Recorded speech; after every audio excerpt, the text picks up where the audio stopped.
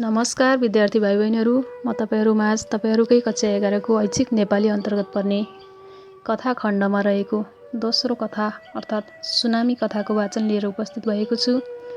इल्या भट्टराईद्वारा लिखित सुनामी कथाको वाचन म यस भिडियो मार्फत प्रस्तुत गर्नेछु र अन्य भिडियो मार्फत म यस पाठको तथ्यगत आधारमा विश्लेषण गर्नेछु। सर्वप्रथम इल्या भट्टराईद्वारा लिखित सुनामी कथाको वाचन।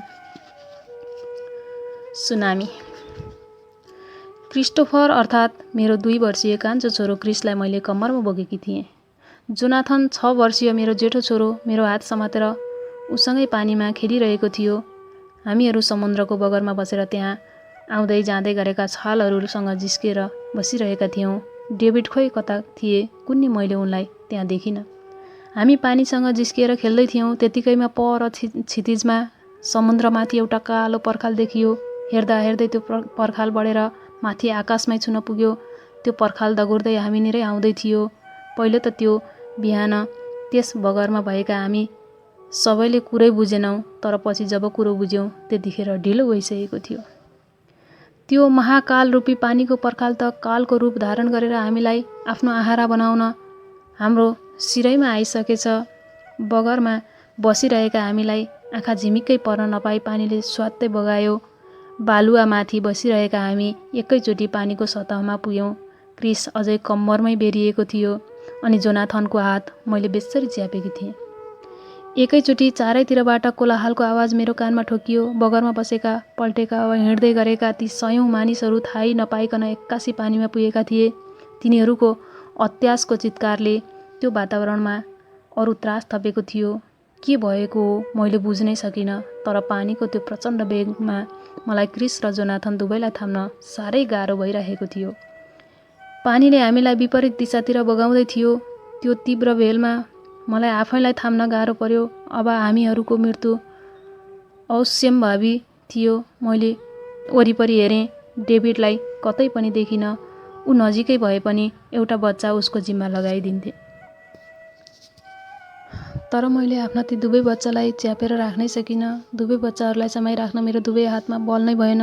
संसारलाई नै आफ्नो आहारा बनाउँछु भनी तम्सँदै आएको पानीको त्यो शक्तिशाली भेलसँग आफ्ना दुवै बच्चाहरूसहित पौठाजोरी खेल्न सक्ने मेरो शक्ति नै भएन। एउटा बच्चालाई पानीमा बग्न नदिई दुवै हातले च्याप्प समात्नका लागि मैले अर्को आफ्नो बच्चाको माया मार्नु पर्थ्यो। होइन भने आफ्ना ती दुवै सन्तानलाई म बचाउन सक्दिनथेँ। एउटा सन्तानको रक्षाका लागि मैले पानीलाई अर्को सन्तानको बलि दिनु पर्थ्यो। भगवानले यो मलाई कस्तो धर्म सङ्कटमा पारे। जोनाथन त केही ठुलो छ, उसलाई अलिअलि पौडी खेल्न पनि आउँछ। त्यसकारण पानीमा उसलाई छोडे भने कुनै त्यस्तो चमत्कार भए ऊ बाँच्न पनि सक्छ। तर यो सानो क्रिसलाई पानीमा छोडे भने त यो ठाडै मर्छ। यही सोचेर मैले जोनाथनको हात समातिरहेको आफ्नो मुठ्ठीलाई खुकुलो पारेँ। मैले उसलाई छोड्न लागेँ भन्ने कुरो बुझेर उसको आँखामा एक्कासी अत्यासको भाव देखा पर्यो। भाइलाई बचाउनका लागि आमाले आफ्नो बलि दिँदैछ भन्ने कुरा बुझ्न उसलाई क्षणभरै लागेन। मतिर कातर दृष्टिले हेर्दै, आमा मेरो हात नछोड्नुहोस्, मलाई पानीमा बग्न नदिनुहोस्, मलाई पनि बचाउनुहोस् भन्दै मेरो हात समाउन खोज्यो।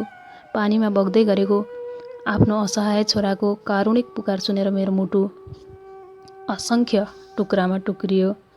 त्यतिकैमा मेरो आँखा खम्बा समाएर बसिरहेकी एउटी केटीमाथि पर्यो। उसले एउटा हातले खम्बा समाएर अर्को हातले जोनाथनलाई पनि समाइदिन सक्छिन् कि भनेर मैले उनीलाई मेरो सानो छोरालाई बचाइदेऊ न भनेर अनुरोध गरेँ। छोरो बाँच्छ कि भन्ने आशले मैले पछाडि फर्केर हेरेँ, तर पछाडि जोनाथन थिएन। सारा सृष्टिलाई आफ्नो गर्भभित्र होल्छु भनेर उर्लिएर आएको समुद्रको त्यो उद्दाम भेलमा त्यो बिचरो निरीह कलिलो जोनाथन कता पुगेछ कता।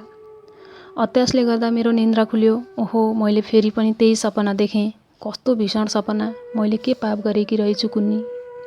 एकचोटि भोगेको त्यो क्रूर र विभत्स घटनालाई सपनाका माध्यमबाट बारम्बार भोग्दै मैले पटक पटक त्यो आतङ्क सहनु परेको छ अनि आफ्नो त्यो क्रूर व्यवस्था सम्झँदै पटक पटक मरेसरी हुनु बाध्य परेको छ। मैले के त्यस्तो ठुलो पाप गरेकी थिएँ होला र आज भगवानले मलाई यत्रो ठुलो दण्ड दिन खोजेका हुन्। थाइल्यान्डको त्यो रमणीय टापु फुकेतको त्यो बिहानी पख साँच्चीकै मनमोहक थियो। होटलको कोठाबाट बाहिर हेर्दा सिरसिरावा लागेर हल्लिरहेका ताडका रुखहरूले होटलको अगाडिको त्यो मनमोहक बगैँचाले अनि आफ्नो आँखा अगाडिको चाँदी जस्तो टलक्क टल्कने समुद्रको बगरले र त्यहाँको त्यो न्यानो बिहानीले मलाई एका बिहानै समुद्रको बगरमा डुल्न जान उत्प्रेरित गरेका थिए। त्यति बेला हामी न्युजिल्यान्डको गर्मी छल्नका लागि थाइल्यान्डको न्यानो मौसम भएको मनोरम टापु फुकेतमा पुगेका थियौँ। हामी लामो यात्रा गरेर अघिल्लो राति मात्र त्यहाँ पुगेका थियौँ। बिहानी पखको निन्द्रा त्याग्न सक्दैनन् भन्ने थाहा हुँदाहुँदै पनि मन थाम्न नसकेर मैले डेभिडलाई उठाएकी थिएँ, तर उनी उठेनन्। डेभिडलाई अझै सुत्न नै मन लागेकाले मैले उनलाई उठ्न फेरि कर गरिनँ। हुन पनि न्युजिल्यान्डका ती व्यस्त दिनहरूमा यसरी आनन्दले सुत्ने मौका उनले साह्रै थोरै मात्र पाउँथे। त्यही कामको अति व्यस्तताबाट थाकेर नै यसपालि उनले बिदा मनाउने योजना बनाएका थिए। त्यसैले परिणामस्वरूप हामीहरू फुकेत पुगेका थियौँ। यसै पनि अबेलासम्म सुत्नुपर्ने डेभिड यात्राको थकाइले चुर भएका थिए।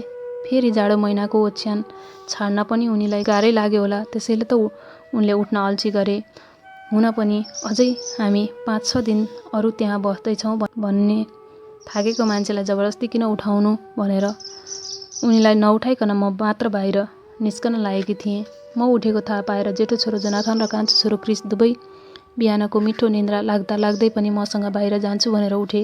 6 वर्षको जोनाथन त मसँगै हिँड्न सक्ने भएकाले उसलाई लिएर हिँड्न मलाई केही गाह्रो थिएन, तर 2 वर्षे क्रिस हिँड्न पटक्कै सक्दैन थियो। उसँगै गएपछि उसलाई नबोकी सुखै थिएन। एका बिहानै भए पनि रमणीय त्यो समुद्रको बगरमा डुल्न आउनेको सङ्ख्या प्रशस्तै थियो। ती प्राय सबैजना विभिन्न देशबाट त्यहाँ बिदा मनाउन आएका पर्यटकहरू नै थिए। त्यहाँको बिहान असाध्यै रमाइलो हुँदो रहेछ। सुस्तरी चलेको त्यो चिसो हावाले त्यहाँका ती सामुद्रिक किनारमा लाम लागेर उभिएका ती रुखहरू मानौ त्यहाँको सौन्दर्यको मात लागेर हल्लिएका जस्तै देखिएका थिए। बिहान कोही फटाफट हिँड्दै थिए, कोही दगुर्दै थिए अनि कोही हामी जस्तै गरी सुस्तरी पाइला चाल्दै थिए।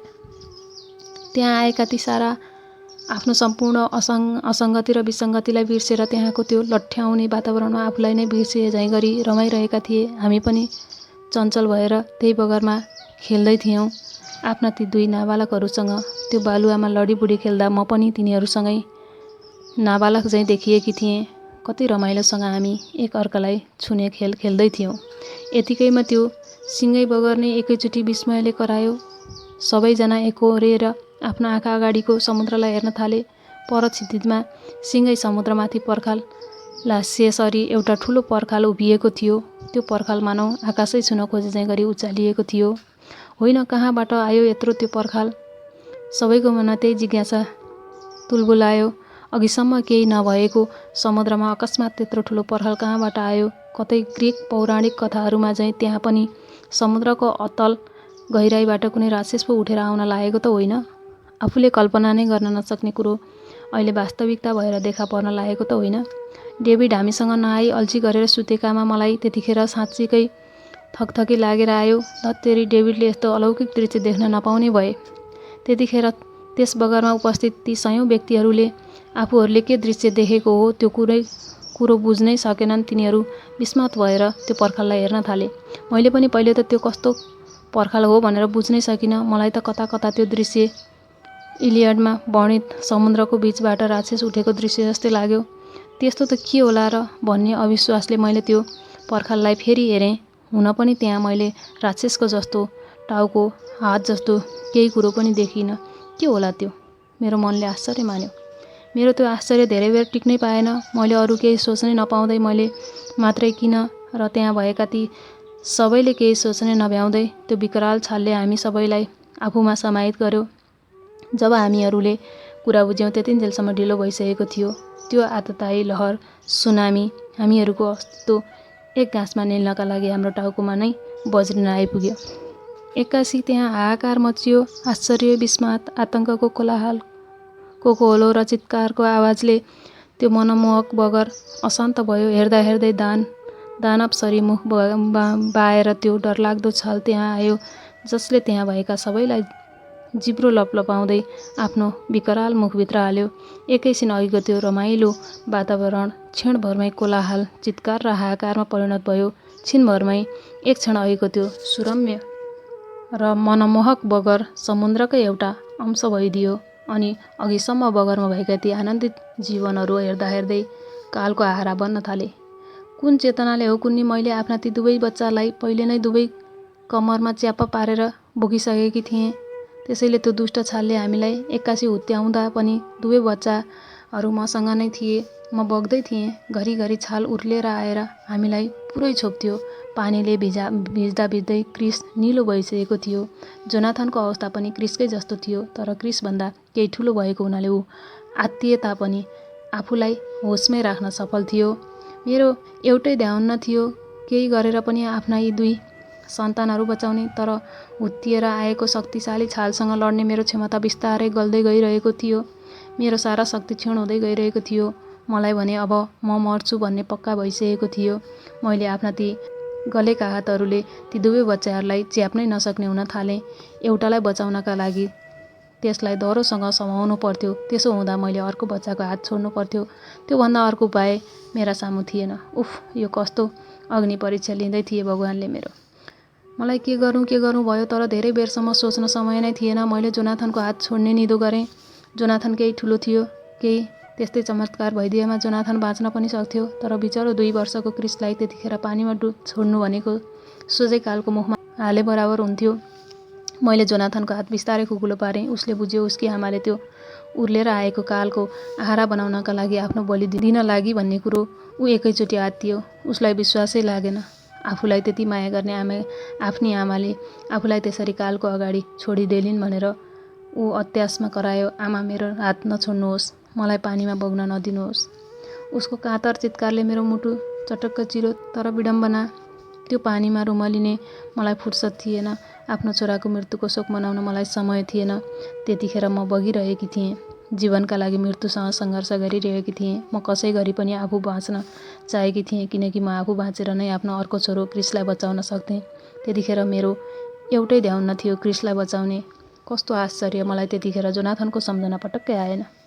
त्यतिकैमा भगवानले नै पठाएसरी एउटा घोप्टिएको ढुङ्गा मेरो अगाडि आइपुग्यो।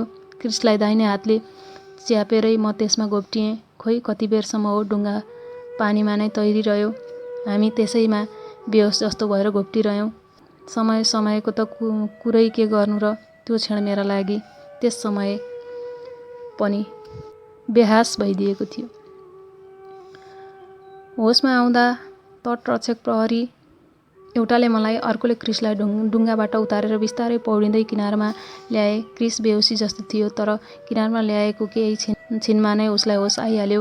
म जोनाथनलाई सम्झिन पनि चाहन्न थिएँ। त्यति बेला परिस्थितिसँग हारेर म यति थकित र यति गलित भएकी थिएँ कि आफ्नो मुटु नै चुडिने यथार्थसँग सामना गर्न सक्ने मेरो हुती नै थिएन। त्यसकारण जानी बुझिकन नै म जोनाथनको प्रसङ्गलाई आफ्नो मनमा आउनै दिइराखेकी थिइनँ। म पूर्ण रूपले होसमा आउँदा डेभिड मेरा छेउमै रहेछन्। क्रिसलाई उनले बोकिराखेका रहेछन्। क्रिस तङ्ग्रिसकेको रहेछ। हामी कुशलै रहेछौँ, तर हाम्रो जीवनमा कहिल्यै नभरिने ठुलो भङ परिसकेको थियो। जोनाथनलाई हामीले सधैँका लागि गुमाइसकेका थियौँ, तर दैवले हामीलाई साह्रै माया गरेको रहेछ। त्यतिखेर उनी हाम्रा दाइने भइदिएका रहेछन् र त त्यत्रो ठुलो दुर्घटना हुँदा पनि उसको ज्यानको वास्ता नगरेर उसलाई त्यो उद्दाम समुद्रमा छाडिदिँदा पनि लगभग 4 घण्टापछि हामीले जोनाथनलाई सकुशलै भेट्यौँ। तटरक्षक प्रहरीले उसलाई बचाएका रहेछन्। हामीले देख्ने बित्तिकै ऊ आत्तिएर डाको छोडेर रुँदै हामीनिर आयो। उसलाई अँगालो मार्नका लागि मैले आफ्नो दुवै हात फैलाएँ, तर दगुरेर आयो। ऊ डेभिडको छातीमा गुडुल्कियो। मेरो मन चसक्क भयो। किन जोनाथन मनिर आएन? म हुन्जेल डेभिडलाई वास्ता नगर्ने उसलाई अहिले के भयो? किन ऊ मेरो अँगालोमा नआएको? त्यस घटनापछि जोनाथनमा अचम्मको परिवर्तन आयो। ऊ मसँग झ्याम्मिनै छाड्यो। त्यस्तो बोल्नुपर्ने बच्चो एकदम नबोल्ने भएर गयो। एक दिन सुत्न लागेका बेला उसले एक्कासी सोध्यो, आमा, हजुरलाई मेरो माया लाग्दैन अघि? फेरि पनि बाढी आयो भने हजुरले फेरि पनि मलाई नै पानीमा छोडिदिनुहुन्छ होइन? उसको त्यो प्रश्नले म मर्माहत भएँ। त्यो प्रश्न गरिरहँदा उसका आँखामा जुन पीडा लुकेको थियो त्यसले मेरो अन्तर्मनसम्म छेडियो।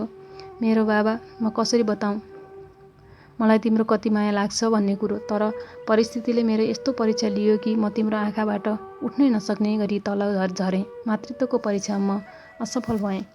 जोनाथनका ती मौन आँखाहरूले मसँग जुन बेला त्यही प्रश्न सोध्न थाले, आमाद्वारा नकारिएको पीडाले उसको मनलाई आत्मविश्वासहीनताको गहिरो खाडलभित्र हालिदिएको थियो। ऊ न त त्यो खाडलभित्र पुरिन सकेको थियो, न त त्यो खाडलबाट बाहिर आउन नै सकेको थियो। एक्कासी आइलागेको दुर्घटनाको फलस्वरूप उब्जिएको निराशाले पीडाको हालमा डुबाएर उसलाई मर्नु न बाँच्नु तुल्याइदिएको थियो। भगवानले लिएको यो क्रूर परीक्षाबाट म मात्र होइन, जोनाथन पनि त्यत्तिकै घाइते भएको छ भन्ने मलाई थाहा छ। त्यो दुर्भाग्यपूर्ण घटनाले एकातिर मेरो मनमा पश्चातापको दावानल सल्काइदिएको छ भने अर्कातिर त्यसले जोनाथनको कलिलो मस्तिष्कमा अविश्वासको ठुलो पर्खाल उभ्याइदिएको छ। उसको मनमा आमाको मायाप्रति एउटा ठुलो प्रश्न चिन्ह जन्माइदियो। बिचरो मेरो छोरो भत्किएको विश्वास लिएर बाँचेको उसको जीवनमा सम्बन्धप्रति विश्वासको मुना पलाउला त। आगतमा कसैको मायामा पूर्णतया विश्वस्त भई निर्भीक रूपमा ऊ बाँच्न सक्ला त। भगवान फेरि पनि कसैले सुनामीको यस्तो दुष्ट पन्जामा परि आफ्नो मातृत्वको परीक्षा दिनु नपरोस्। फेरि पनि कोही नाबालकले आफ्नी आमाले आफूभन्दा सानो भाइलाई बचाउनका लागि आफ्नो बलि दिँदैछ भन्ने क्रूर यथार्थ भोग्नु नपरोस्। हस्त विद्यार्थी भाइ बहिनीहरू, यसरी कथाको वाचन सकिएको छ र म अर्को भिडियो मार्फत यस कथाको तत्त्वगत आधारमा विश्लेषण लिएर उपस्थित हुनेछु। धन्यवाद।